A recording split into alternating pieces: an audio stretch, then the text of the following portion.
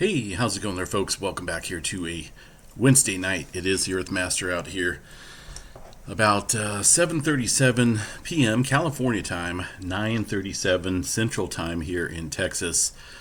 The latest activity shows a 1.8 earthquake here into the Big Island of Hawaii. So what's going on out here? We're getting a little bit of movement out into the Taiwan area once again. Look at this swarm of activity in the last 24 hours kicking up once again in our area of interest, just off the east coast here of Taiwan in that little bend in the plate boundary. Of course, this area has seen a swarm of earthquakes out here recently. If we look at the last week, you can see there in the yellow a little bit of earthquake activity, including some sixes there in that mix of earthquake activity. This most recent activity today appears to be migrating slightly here across the plate boundary to the east. Now, I've covered this before. Back in 1920, I believe, there was an 8-pointer out here, 8.2. So that is something to watch here. Looks like it's starting to migrate a little bit towards that area where we've seen that 8-pointer well over 100 years ago in that region. So we'll continue to watch it. USGS reporting some of that earthquake activity, but I wanted to show you guys the EMSC model because they show way more.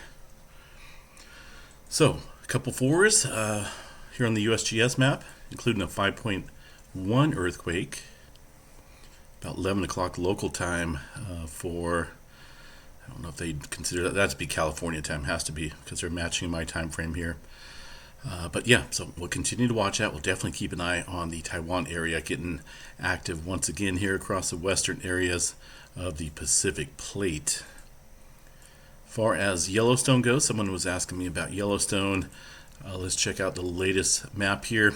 I'm having some issues with the Yellowstone seismograph station here. It's called isthingon.org. I'm not going to use them for right now, just getting some odd readings there when I try to connect to that website. So we'll just use the specific seismograph stations there from the University of Utah. Some earthquake activity from earlier this morning, it looks like. Let me see what else we got here. I mean, I really like the layout of the one that I normally show you guys, but there's just some issues going on with it as far as security goes. So it looks like for now, the majority of the earthquake activity has stopped. Now there is some readings here that look like, let me see, some of those are showing up locally here across the station or across other seismograph stations, but not really. Not on all of them. Those could be, let me check up north here. Those could be, well, let's see, it could be wind maybe. Looks like maybe some other activity being recorded there as well. Let me check out the windy map just for verification and see what we got out here across the area of Yellowstone. Here's wind. That's just straight wind. Now we need to see the wind gust. I guess I had it on wind gust. There's really not a whole lot of wind out here. Looks like maybe some wind around 16 miles per hour or so. So I'm not for sure exactly what that is. That's showing up here across the area of the Hebgen Lake region. Not really showing up here across that seismograph station. Some of that earthquake activity this morning was for sure, though. But we'll continue to watch it. Yeah, see, this is that activity I was talking about. Just a little odd looking readings there. There's all that earthquake activity. It's going to take the USGS probably a little bit to report all that earthquake activity. I don't think they've covered all of it. In fact, it looks like they stopped counting the earthquakes and only shown about 17 earthquakes there, at least the ones that they picked up on the graph. But I can guarantee you there was a little bit more than that looking at these readings this morning. All right, let's move on, see what else we got out here across the earthquake map from the USGS. Some movement out here across Mount Rainier, right at the summit area. You guys see that? A couple smaller earthquakes up here. Very shallow earthquakes and very small. Let me double check and see if we can find that seismograph station there for Mount Rainier. This is going to be Mount St. Helens. A little bit of earthquake activity here, it looks like. Very small. There's another one there at Mount St. Helens. I want to check out Mount Rainier and see what's going on here. There's some of that earthquake activity being reported on the southern flank, a very small amount, nothing big. I think the seismograph station works here. We'll see. There's not a whole lot there compared to Mount St. Helens. Image not found. All right. Let's back out of here and maybe check this one up to the northeast. You know, Mount Rainier is actually considered a very dangerous volcano and a high likelihood of an eruption. You think they would have more seismograph stations and monitoring stations up there. Handful of earthquakes there in the very spiky graphs there. Let's see what we got for the previous UTC runtime.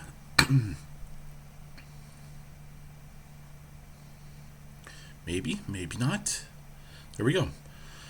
Nothing big. Looks like some of those earthquakes measuring, they're very small on the seismograph station here, but really no major swarm or anything like that. I just want to double check, make sure, because sometimes we do get some surprise earthquake swarms without very little mention of it from the USGS or any other monitoring stations.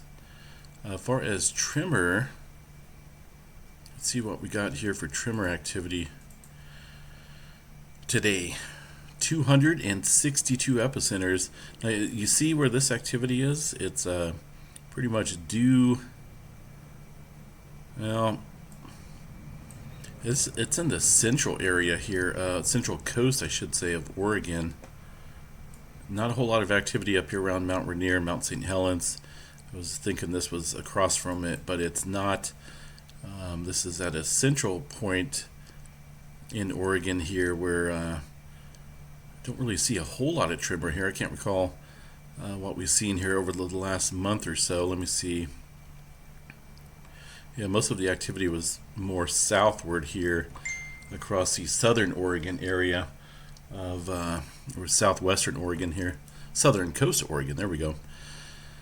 And into northern California. But either way, it looks like some, a little bit of tremor activity stirring up here across the southern end of the Cascadia subduction zone, which sits just offshore here. And for now, it sleeps, and that is a giant subduction zone here that sits off the Pacific Northwest coast and is capable of producing at least a 9.0 earthquake. And 1700 was the last time that happened. A couple earthquakes here off the coast of Northern California associated with the southern end, the extreme southern end of the Cascadia megathrust area, down there at about 24 kilometers or so into the subduction zone. As far as the rest of California goes here, let's see what we got. I know we had some activity stirring up here off the coast of San Diego early this morning. Looks like we had one more earthquake, 2.5, in that little mix of activity. Little rare to see some earthquake movement out here, at least this many. There's a couple trough systems that do extend further south here off into the Pacific area. But overall, I think this tells me here that things have been quite strained up here against the plate boundary. We'll continue to watch this area here. Of course, that's the San Andreas Fault. Not a whole lot of movement on it for now. The rest of the country, some movement out here in Texas. I was out here, out in the portion of the Permian Basin today, looking at a whole bunch of oil fields out here, and was waiting for some storms to fire up, but we had some high clouds inhibiting the potential of storm development, so that was a complete dud today in terms of the weather activity. Tomorrow, a different story. I'll cover that here in just a second. As far as the rest of the area, let's check out the New Zealand area real quick. I don't quite have the EMSC model on my earthquake 3D globe yet. I gotta do a couple updates on it before I see that come back on there. 3.2 looks like earlier, about 14 kilometers deep. That is just a little bit closer up here to the surface region of the Hikurangi subduction zone. Of course, there's many fault systems up here, but a lot of times we've been seeing a lot of deep earthquake activity underneath the North Island. Of course, there's a lot that goes on here across this subduction zone. I'll definitely continue to watch that. Not a whole lot going on there for now across New Zealand. Hawaii, what's going on out here? We got a little bit of swarming, it looks like, at least in the low range, in the 1 range. Let's go ahead and check this out real quick, see what we got. Got Kilauea Volcano stirring up out here a little bit around the crater area, and also towards the portion of the, looks like the southeast rift zone, or at least towards that area. Let's go ahead and check out the USGS volcano map here real quick and see if there's anything new. Okay, that was weird. See if there's anything new out here. Are we not working? Not for sure what's going on. Volcano updates. Doesn't look like anything new on here from any of these, but I just kind of wanted to see what's going on with Kilauea Volcano. I guess I'll have to do the direct link. This was put out today, it looks like, from the Hawaiian Volcano Observatory. The volcano is currently not erupting, with a little bit of increased seismicity over the past month, which indicates heightened activity beneath the summit of Kilauea.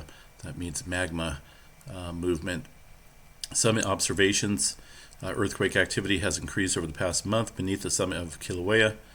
Activity alternated between typical shallow earthquakes and some deeper movement quakes are directly beneath the caldera. The area remains inflated, but recent ground deformation remains low. No unusual activity. Looks like everything for now is okay. Friday night's earthquake swarm had a strong low-frequency component, indicating movement of magma within the summit system. So this, they're talking about Friday night. That was a few nights ago there. This activity appears to have been deeper than normal. Normal activity has preceded recent summit eruptions, so we'll continue to monitor that very closely. Either way, we've got a little bit of new activity there across the Kilauea volcano. We'll definitely keep an eye on it. We are seeing some of that showing up here on the earthquake map here. Definitely keep an eye on it. All right, let's see what else we got. I'm not really seeing anything major going on here. Some older movement in the Japan area. A couple 4s and 5s from early this morning. Let's go check out the Iceland activity here real quick. And then we'll look at space weather and then weather. Well, things are pretty quiet here across Iceland for now. Only about 13 earthquakes in total. Really nothing new that I can see here across the map for now. So things are just kind of stable up there. Solar Ham is the site for some space weather updates out here. And I think we're working. There we go. All right. Here's the magnetogram image that will show some of the sunspots complexity there, the magnetic complexity that they harbor. Doesn't look like there's anything major going on. Of course, we got this active region now across the southwestern limb that is saying goodbye. I don't know if that's still going to be there the next time it comes back around again, but we'll see. Either way, things should start calming down here. I know we've seen a couple M flares, but those have been off on the from that active region there across the western limb from 3654, 3638. There's numerous sunspots, obviously, but I think the main areas are going to be drifting further out here across the western limb. Again, out of sight, out of mind in another day or so. There's some of that flaring activity there showing up. Looks like a current M flare.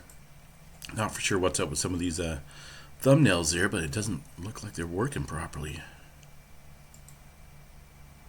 There we go. A couple M flares right up here in the M flare category. 2, 3, 4, and then we got another one, 5. This looks like almost like a longer duration event. So we'll have to watch out. Either way, that's pointing away from Earth. Shouldn't have any type of Earth-directed component should it produce a CME. Aside from that, the overall threat stands a little bit weaker at 15% chance for an X flare, M flare at 75, C flare around 99% chance or so. No major wars in the forecast for now. Storm Prediction Center. Goodness, all the pages I click on are just not working. There we go.